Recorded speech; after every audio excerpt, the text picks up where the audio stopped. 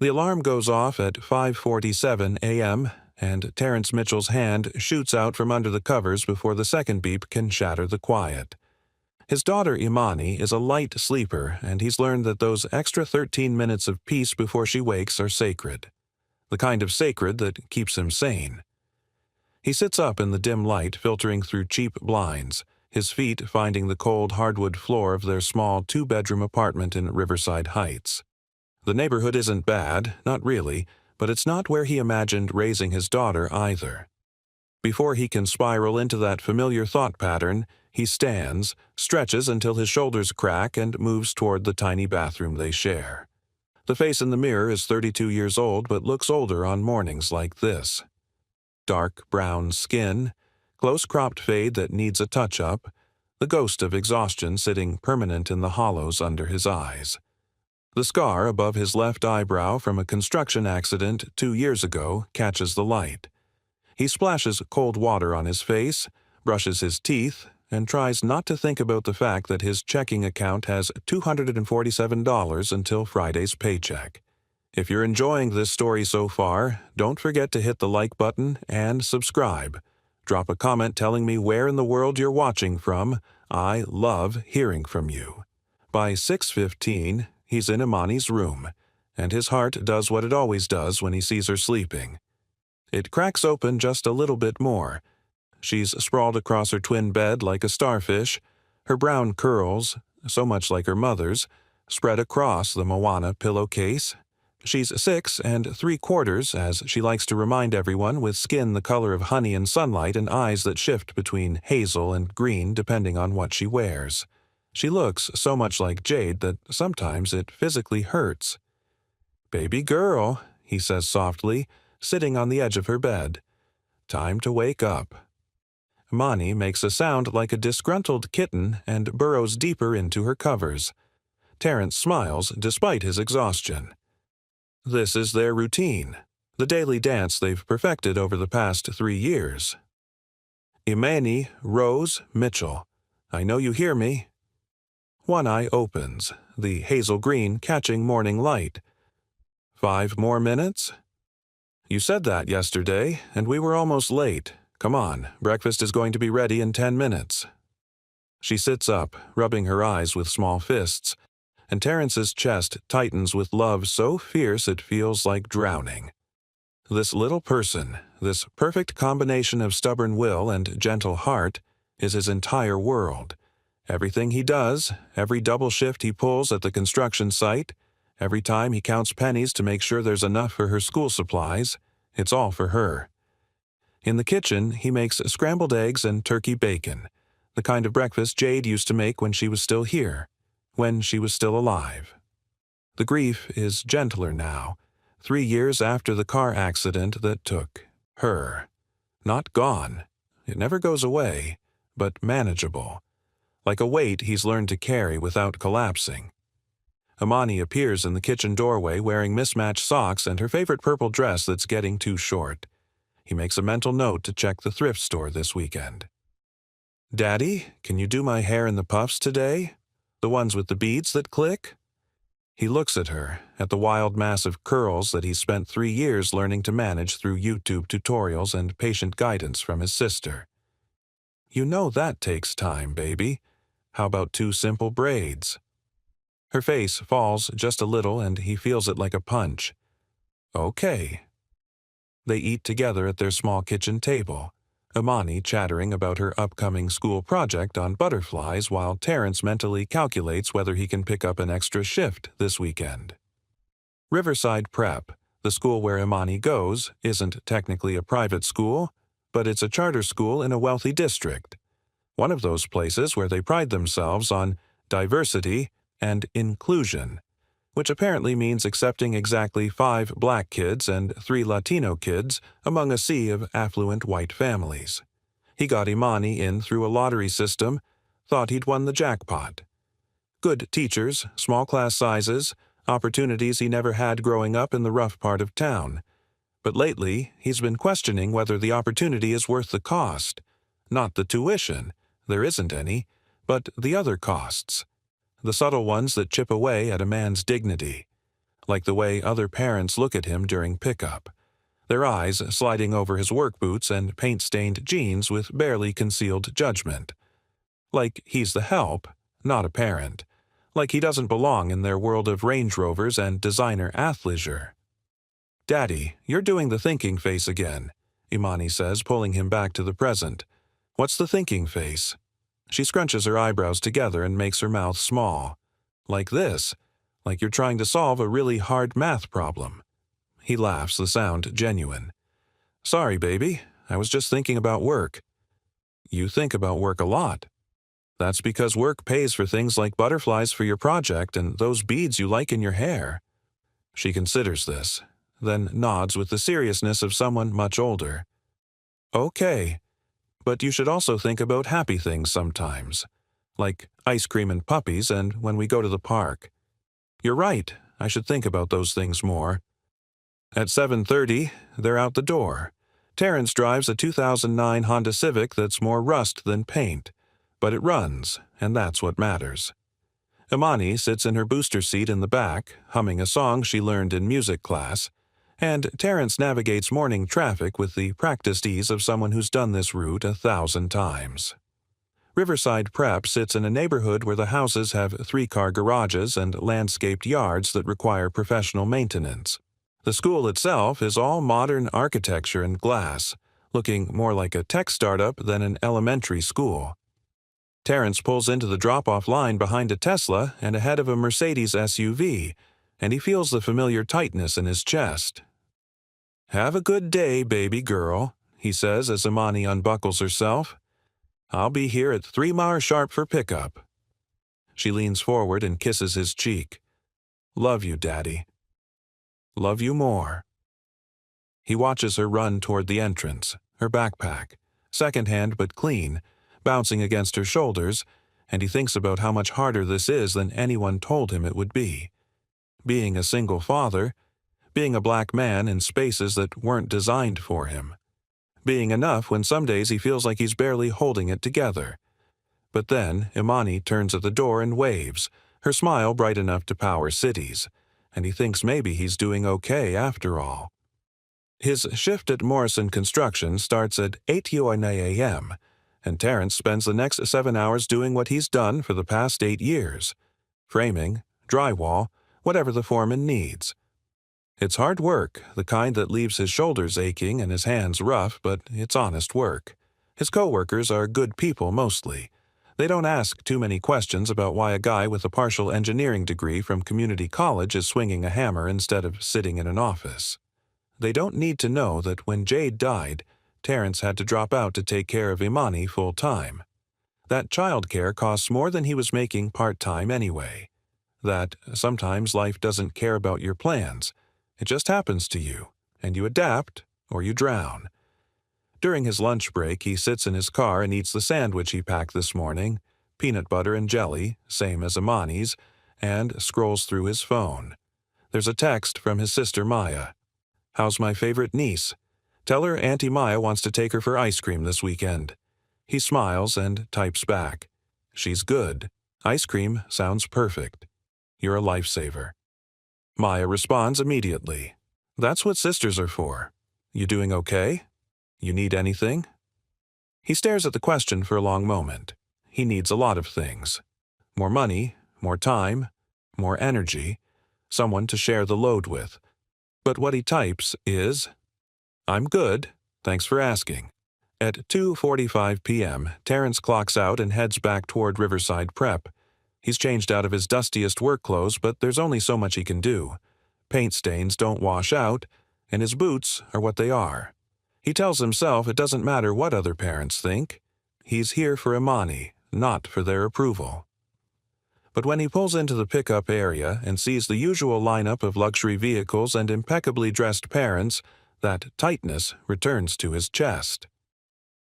Section 2. The Encounter. The afternoon sun sits heavy in gold over Riverside Prep's pickup area, casting long shadows across the perfectly manicured lawn. Terrance stands near the designated parent, waiting zone, hands in the pockets of his work jacket, watching the school doors for Imani's class to emerge. Around him, clusters of parents chat easily. The mothers in their yoga pants and designer sneakers, clutching Starbucks cups like lifelines. The fathers in their business casual, checking phones between glances at the entrance. Terrance recognizes most of them by now, the Pattersons with their twin boys, the Hendersons whose daughter is in Imani's class, the Chains who always arrive in matching athleisure. They don't recognize him, or if they do, they don't acknowledge it. He's used to being invisible in spaces like this. It's almost a comfort, actually. Better to be overlooked than to deal with the alternative. The too bright smiles, the overcompensating friendliness, the subtle questions about what he does for work and where he lives. The doors open, and children pour out like a wave of color and noise. Terrance scans for Imani's purple dress, her bouncing curls, and spots her near the middle of the crowd. She's walking with another little girl, blonde, pink backpack, and they're laughing about something. His heart lifts. Imani has struggled to make friends here. Most of the kids have known each other since preschool, their parents part of the same country clubs and social circles. She's the outsider, just like him. But then he sees it. 3 boys, maybe 7 or 8 years old, step into Imani's path. The blonde girl's brother and his friends, if Terrance remembers correctly. Imani stops, her smile fading, and even from 15 feet away, Terrance can see her shoulders tense. He starts moving before he consciously decides to.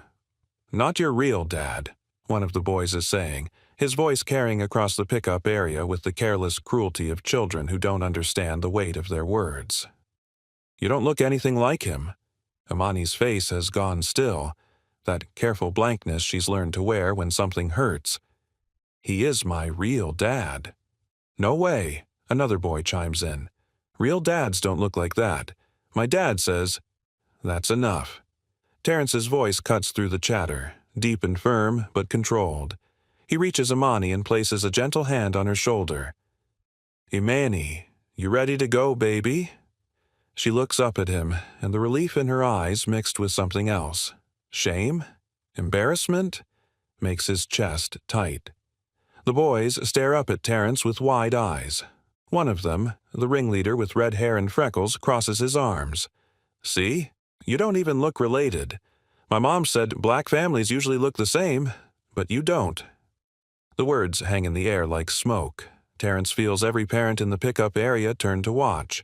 Feels their eyes on him, on Imani, measuring and judging. His daughter's hand finds his, squeezes tight, and he can feel her trembling. He could walk away. Should walk away. Let it go, like he's let go of 100 other microaggressions and thoughtless comments. But then he sees Imani's face, sees the way she's trying not to cry, and something in him shifts. Terrance crouches down so he's at eye level with the boys. His voice, when he speaks, is gentle, but carries the kind of authority that makes even adults pay attention. "You want to know why we don't look exactly the same?" he asks, meeting each boy's gaze in turn. "I'm going to tell you, and I want you to listen carefully." The boys nod, suddenly uncertain. Imani's mama was the most beautiful woman I ever met. She had light brown skin, hazel eyes, and curls that caught sunlight like gold. His voice softens. When Imani was born, she looked exactly like her mama. Same eyes, same smile, same light in her face that could brighten the darkest room. He pauses, making sure they're following, making sure everyone in earshot is following. 3 years ago, Imani's mama died in a car accident. A truck ran a red light and hit her car, and she didn't make it to the hospital. The boy's eyes go wide, but Terrance continues, his voice steady. "So now it's just me and Imani. And you're right, she has her mama's lighter skin and her mama's eyes. But she has my nose, see?"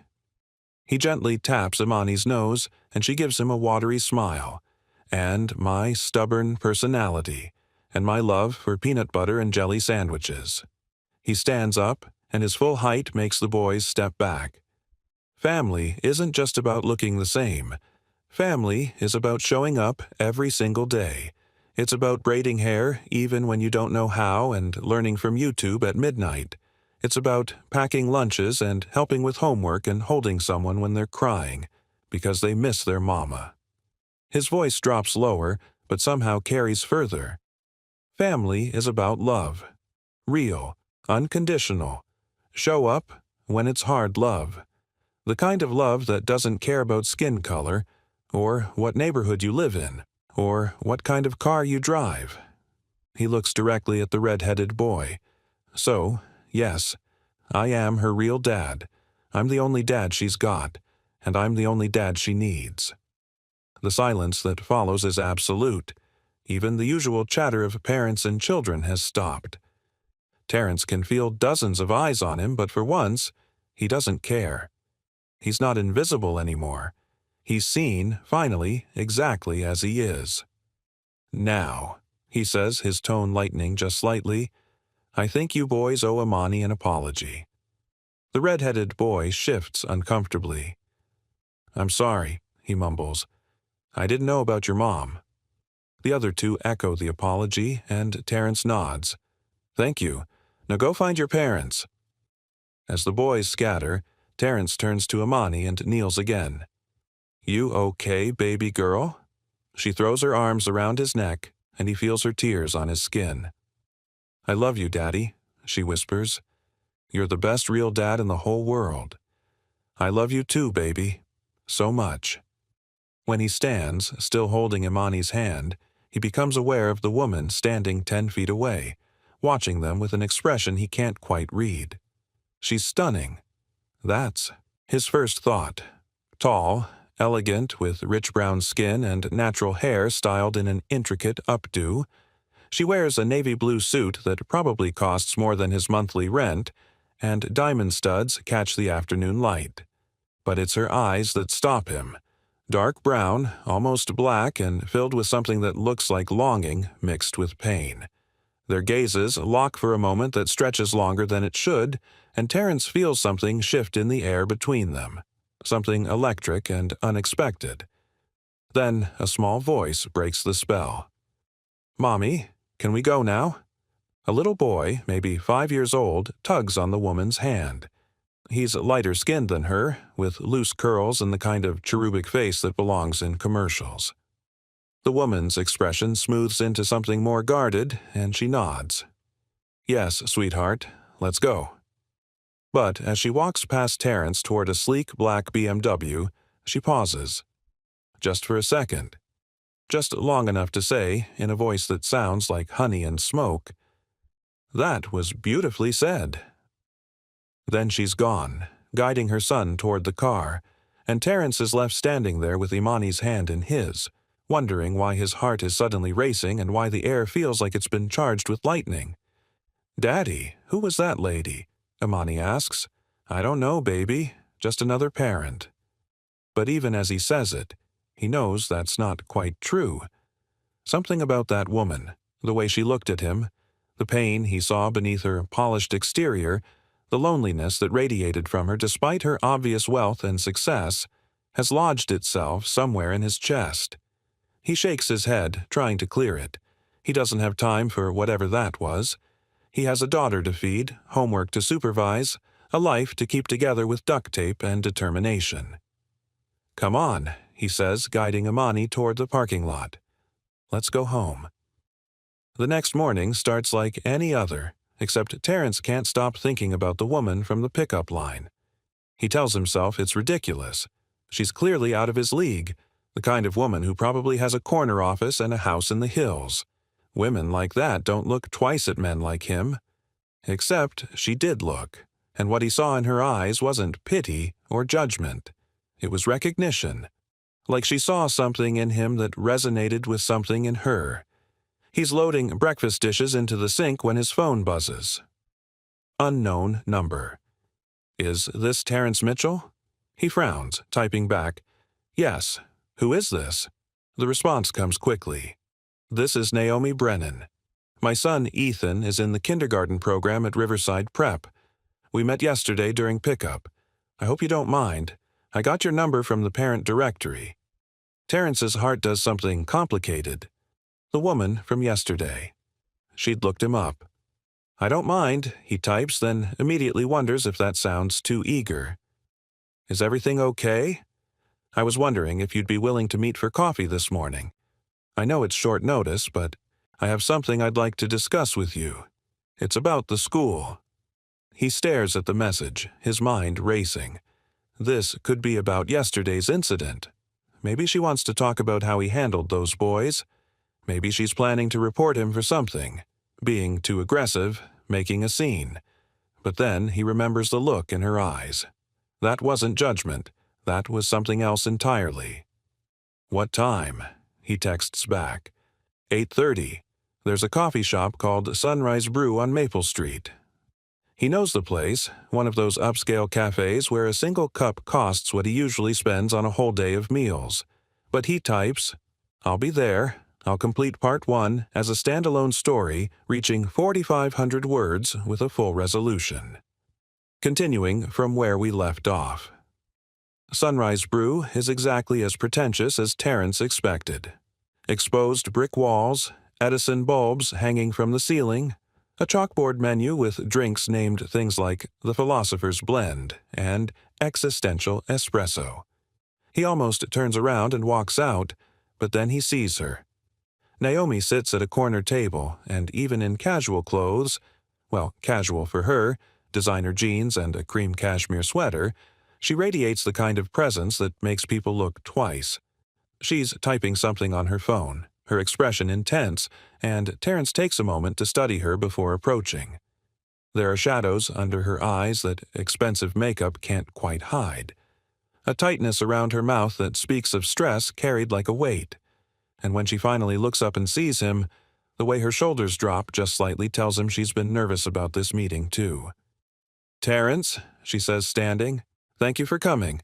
Can I get you something?" "Just black coffee," he says, then immediately feels self-conscious about how simple that sounds in a place like this. But Naomi just nods and orders 2 black coffees from the barista, refusing his attempt to pay. They sit across from each other, and for a moment, neither speaks. "I'm going to be honest with you," Naomi finally says, her fingers wrapped around her cup like she needs the warmth. "What you said yesterday, what you did for your daughter, it broke something open in me." Terrance wasn't expecting that. "What do you mean?" She takes a breath, and he watches her decide how much to share. "Ethan isn't my biological son. I adopted him 2 years ago when my sister died from a drug overdose." The words land heavy between them, and Terrance leans forward slightly. "I'm sorry. My sister struggled with addiction for years. I tried everything. Rehab, interventions, moving her into my house. Nothing worked." Naomi's voice is steady, but her eyes shine with unshed tears. "When she died, social services called me. Ethan was 3 years old, and I was listed as his emergency contact. I didn't even know she'd put my name down. We'd barely spoken in 6 months." She pauses, takes a sip of coffee. "I'm a corporate attorney. I work 80-hour weeks. I have a corner office at Sullivan & Reed and a partnership track that's supposed to be my whole life. I wasn't supposed to become a mother overnight." She looks directly at him. "Ethan and I don't look alike. People notice. They ask questions. At school events, other parents assume I'm his nanny, even when I'm dressed in $1,000 suits." Terrance nods slowly, understanding dawning. "Yesterday, when those kids confronted Imani, I saw myself in both of you," Naomi finishes. "I saw Ethan's confusion when people question our relationship. I saw my own struggle to prove I belong in his life." She sets down her cup. "But what you said, about family being about showing up, about love that doesn't care about appearances, I needed to hear that. Ethan needs to hear that." The vulnerability in her voice does something to Terrance's carefully constructed walls. It's hard, right? Being everything they need when some days you barely feel like enough. Exactly. The word comes out like a confession, like relief. "I love Ethan so much it terrifies me. But I'm not his mother. Not really. I'm his aunt who stepped up because there was no one else. I don't know his favorite foods or what songs his mom used to sing to him. I'm learning everything as I go and hoping I don't screw him up in the process." "That's called being a parent," Terrance says gently, "the learning as you go part, the terrified part, the loving them so much it hurts part. Biology doesn't make you a parent. Showing up does." Naomi's eyes glisten. "Do you really believe that?" "I have to, because on the days when I'm counting pennies to make sure Imani has lunch money, when I'm watching YouTube videos at midnight trying to figure out how to do her hair right, when I see other families at school with 2 parents and stable incomes, and I feel like I'm failing her." His voice catches. "On those days, the only thing that keeps me going is knowing that I show up. Every single day, I show up." They sit in silence for a moment, 2 strangers who've somehow found themselves sharing truths they rarely speak aloud. "The other parents at Riverside," Naomi says finally, "they don't see us. They see our circumstances, our differences. Yesterday, I watched them watch you and I saw the judgment. But I also saw something else. I saw them finally seeing you. Really seeing you." "For what it's worth," Terrance says, "I see you too." The words hang in the air, meaning more than their simplicity suggests. Naomi holds his gaze and something passes between them. Recognition, understanding, the beginning of something neither of them expected. "Would you and Imani like to come over for dinner this weekend?" Naomi asks suddenly. "Ethan hasn't stopped talking about the brave dad from school. I think it would be good for both of them." And she hesitates, then pushes forward. "Good for us, too." Terrance should say no, should maintain boundaries between his carefully managed life and this woman who represents everything he can't have. But instead, he finds himself saying, "We'd like that." Saturday arrives with the kind of autumn sunshine that makes everything feel possible. Imani is vibrating with excitement in the passenger seat, wearing her best dress, the one they saved for special occasions, and clutching a bouquet of grocery store flowers she insisted they bring. "Are we going to be friends with Miss Naomi and Ethan?" she asks for the 3rd time. "I hope so, baby girl." "Good, because I think Miss Naomi is pretty, and you smiled more after you had coffee with her." Terrance nearly swerves. "What?" "You came home smiling. The real kind, not the tired kind." Imani says this with the casual observation of children who notice everything. "I like when you smile like that." He doesn't know how to respond, so he just reaches over and squeezes her hand. Naomi's house is in Brookhaven Estates, where the homes have circular driveways and the kind of landscaping that requires professional maintenance. Terrance's Civic looks absurd pulling up to the stone and glass structure that's more architectural statement than home, but Naomi opens the door before they can even knock, and her smile is so genuine his nervousness evaporates. "You came," she says, and there's relief in her voice like she half expected them not to show. "We brought flowers," Imani announces, thrusting the bouquet forward. Naomi accepts them like they're roses from a secret admirer. "These are beautiful. Thank you, sweetheart." She looks at Terrance. "Come in. Ethan's been watching the driveway for the past hour." The inside of the house is stunning but oddly impersonal. Expensive furniture arranged with precision, art on the walls that probably costs more than Terrance's car, but no family photos, no clutter, no signs of actual living. It feels like a showroom. Ethan appears from around a corner, his face lighting up when he sees Imani. "You came. Do you want to see my room? I have a train set and 1,000,000 dinosaurs." The children disappear upstairs in a flurry of giggles, and Naomi leads Terrance to the kitchen, a massive space of white marble and stainless steel that looks straight out of a magazine. "I know it's a lot," she says, following his gaze. "The house came with the promotion. It's too big for 2 people, honestly. Most days it just echoes." "It's beautiful," Terrance says, "because it is, even if it feels lonely." "It's empty." Naomi pulls ingredients from the refrigerator. "I'm making pasta. Nothing fancy. Ethan picked it because apparently it's what normal families eat." She says this with a wry smile that doesn't quite hide the pain underneath. They cook together, and it's surprisingly easy. Naomi chops vegetables while Terrance handles the pasta, and they fall into a rhythm that feels practiced despite being new. She tells him about Ethan's struggles adjusting to school, about parent-teacher conferences where she feels judged, about bedtime battles and morning meltdowns. He tells her about Imani's nightmares about losing him too, about the way people at the construction site still ask when he's going back to school, like manual labor is a temporary phase, about the crushing weight of being the only parent in the room. "Do you ever feel like you're failing?" Naomi asks quietly. "Every single day. But you keep going, because the alternative is giving up, and I won't do that to her." Naomi stops chopping and looks at him. "You're a good man, Terrance Mitchell. I don't think anyone's told you that in a while."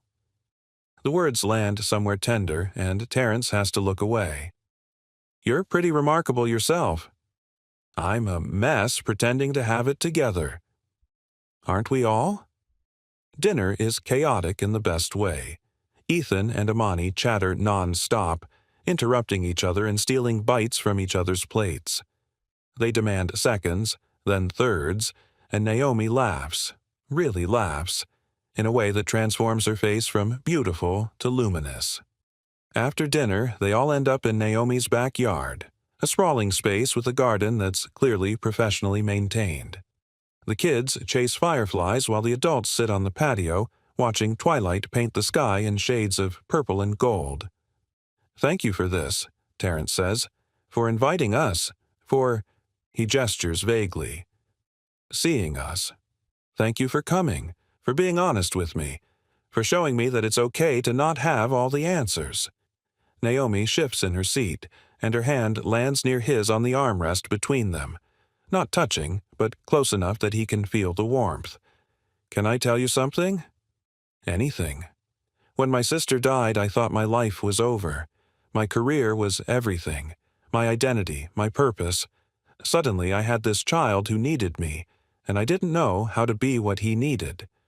Her voice drops.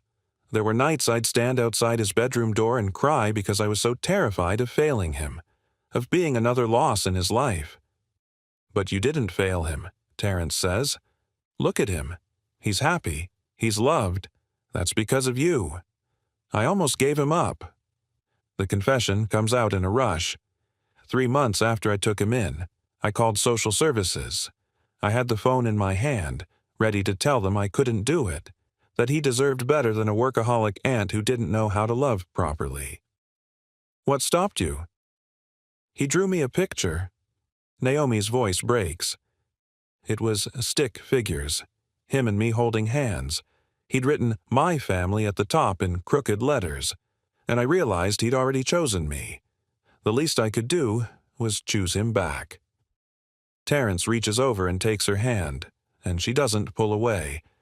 Her fingers are cool and soft against his calloused palm, and the contact sends electricity up his arm. "You're exactly what he needs," he says firmly, "just like I'm exactly what Imani needs. We're not perfect, but we're present. We're trying. That's what matters." Naomi turns to face him, and in the fading light, her eyes are bright with tears. "How do you do it? How do you keep believing that when the world keeps telling you you're not enough?" "Because of her." He nods toward Imani, who's showing Ethan how to cup fireflies gently in her hands. "Every time she looks at me like I hung the moon, every time she tells me I'm the best dad in the world, every time she chooses me, that's how I know. We're enough because they love us. Not despite our flaws, but including them. I wish I had your certainty. It's not certainty. It's faith. Faith that love matters more than money or perfect circumstances. Faith that showing up is 90% of parenting. Faith that—" He stops, realizes he's still holding her hand. Faith that sometimes good things happen to people who feel like they don't deserve them. "Is that what this is?" Naomi asks softly. "A good thing? I think it might be." The moment stretches between them, charged and fragile. Then Ethan's voice rings out, "Mommy, look!" I caught 3 fireflies. Naomi's breath catches at the word. Mommy, not Aunt Naomi, just Mommy. He's been calling me that for a week, she whispers, wonder in her voice. I didn't correct him. Does that make me a bad person? Taking that title when I'm not? You are, Terrance interrupts. You're his mother in every way that counts. Let yourself have that. Let yourself be loved. Tears spill down her cheeks, and she doesn't bother wiping them away. I'm scared, Terrance, of caring this much, of letting people in and losing them, of being happy and having it ripped away.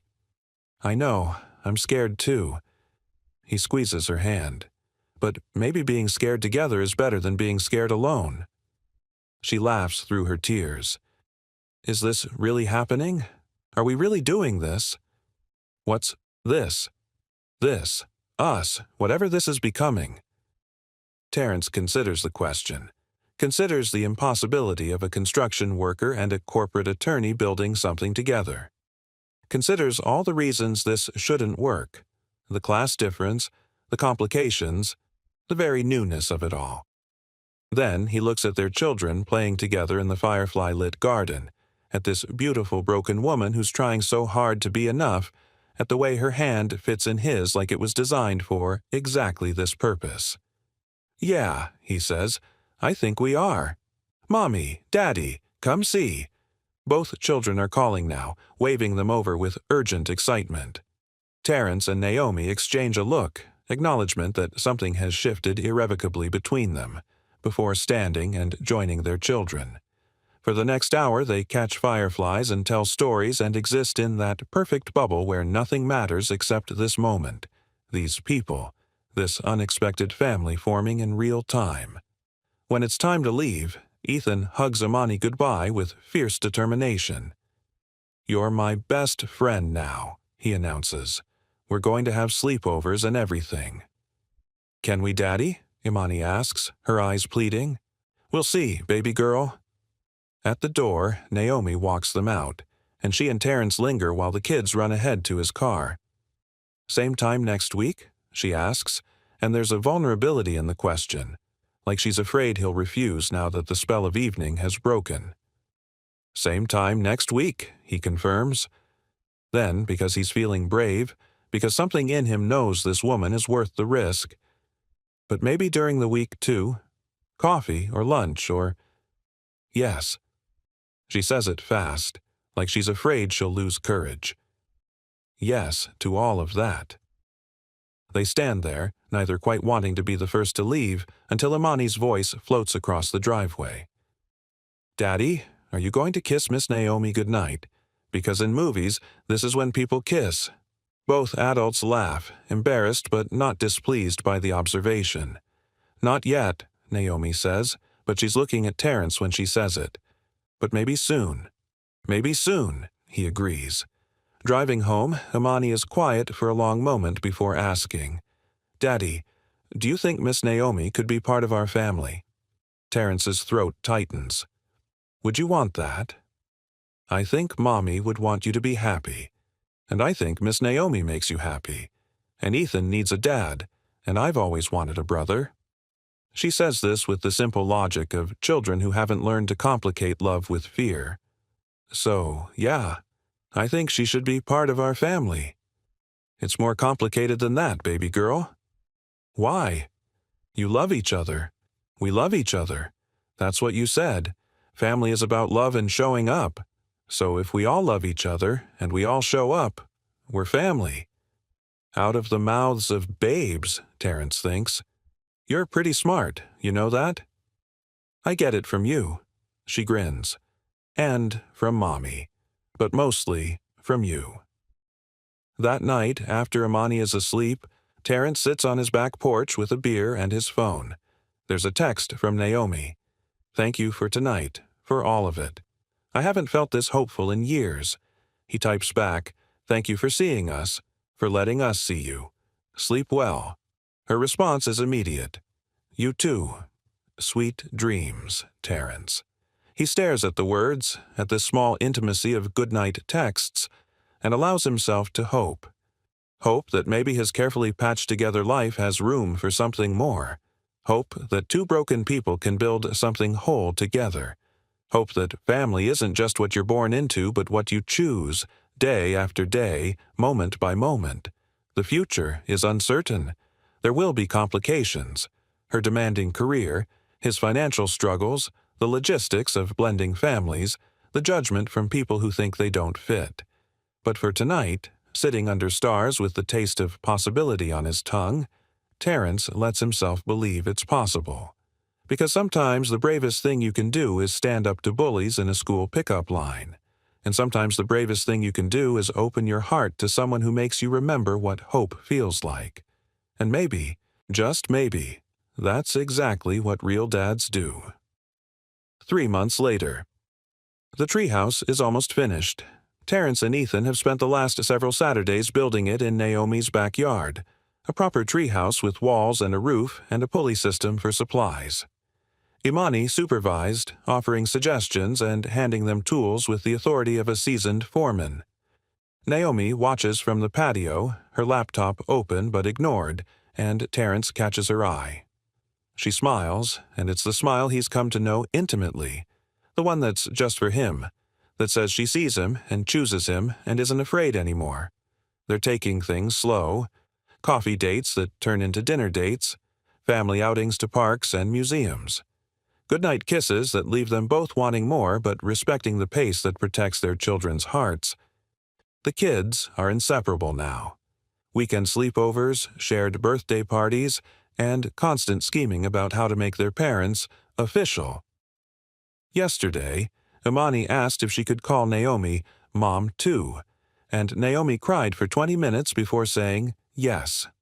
Terrance is back in school part-time, finishing his engineering degree. Naomi pulled strings to get him a scholarship, and he's finally let her help without feeling like he's failing. She's cut back her hours at work, learning that being present matters more than billable hours. They're building something, not just a treehouse, but a life. Messy and complicated and beautiful in its imperfection. "Daddy, it's done," Ethan calls, and Terrance climbs down to where both kids are bouncing with excitement. "Can we sleep in it tonight?" Imani asks. "It's November, baby. It's too cold." "Then in the spring," Ethan says, "we'll have the first ever treehouse sleepover." Naomi joins them, slipping her hand into Terrance's like it belongs there. "The first of many," she agrees. Later, after the kids are asleep, both in Ethan's room, because they refuse to sleep separately anymore, Terrance and Naomi sit on her couch, his arm around her shoulders, her head on his chest. "I love you," she says quietly. "I've been wanting to say it for weeks, but I was scared." His heart does something acrobatic. "I love you too. Have for a while now. Even though I'm a mess? Especially because you're a mess. My favorite mess." She tilts her head up, and he kisses her, slow and sweet and full of promise. When they pull apart, she's smiling. "We're really doing this, aren't we? Building a family out of broken pieces." "The best things are built from broken pieces," he says. "They're stronger for being put back together." And maybe he's right, because in the morning, they'll wake up to children's laughter and breakfast chaos and the beautiful ordinary moments that make up a life. They'll face challenges and complications and days when it feels too hard, but they'll face them together. 4 broken pieces creating something whole. A family built not on perfection, but on showing up, on choosing each other, on love that doesn't care about matching skin tones or tax brackets or what anyone else thinks. Because at the end of the day, that's what real families do. They show up, they love, they build something beautiful from the pieces they've been given, and that's more than enough. Thank you so much for watching until the end. If you loved this story, check out the other videos on your screen now. I think you'll really enjoy them. And don't forget to subscribe if you haven't already. See you in the next story.